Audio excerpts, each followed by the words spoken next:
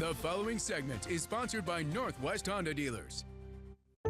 For high schoolers, young people, it's the harder things to talk about, they just avoid talking about them. You want somebody to speak to and somebody to just be like, I totally get that, and you're struggling and it's really hard. Feeling like the world just isn't a good place because they're not willing to help the youth in the community. I think kids are very scared to go to their counselor because it seems really that makes it real. The hardest part of getting him there was how to get them there.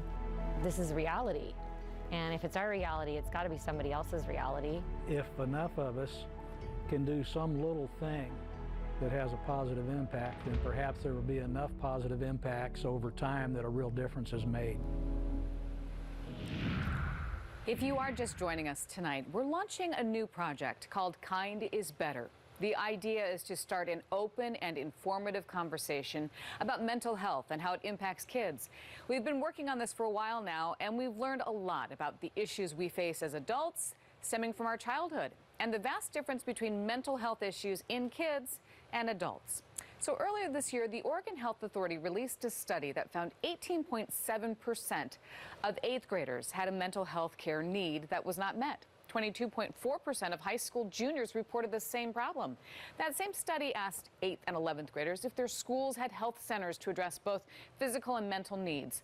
21.7% of 8th graders said no. Almost half of them didn't know. And for juniors, 16% said no. 35% were unsure.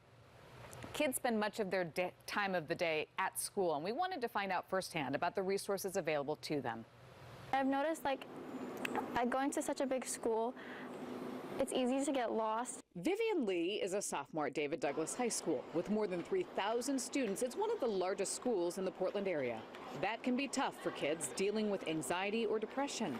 I hate the thought that someone could be walking around just thinking all these thoughts. Multnomah County is trying to make sure services are available when kids are in a time of need through school-based mental health programs. I think our program provides an access point for students. It's a place where students can come who are feeling down, or depressed, anxious. It's confidential. It's a safe place. They can have counseling services. I hope they know that it exists. Tracy Garrell is the director of clinical services for Multnomah County Health. 43 schools are serviced in 6 districts, but she admits it's not enough. We would love to be able to serve more schools. Every single school district would like more time, more mental health services in their schools. And right now we have to sort of determine it based on the schools that have the greatest need and the most vulnerable students. We're hoping that we can expand over time. Joanne Cerna, the behavioral health consultant at David Douglas, sees firsthand the stress kids go through today. There's a lot of expectations for them to do well in high school. There's social pressures. Our adolescents have a lot, and youth in general have a lot of stressors on them, many more than we saw 25 years ago or even 15 years ago. She sees the benefit of being on campus where kids spend the majority of their day during the week. It really opens up access and immediate access for teens. Teens don't tend to plan, and so as they come in, then we just are able to meet that need right then. And although there is still a stigma surrounding talking about mental health, Vivian thinks we are on the cusp of a breakthrough. I definitely think that our generation is more open-minded, more open to the fact that this isn't just in somebody's head. This is actually something that happens chemically in your brain, and it's just not something that just goes away.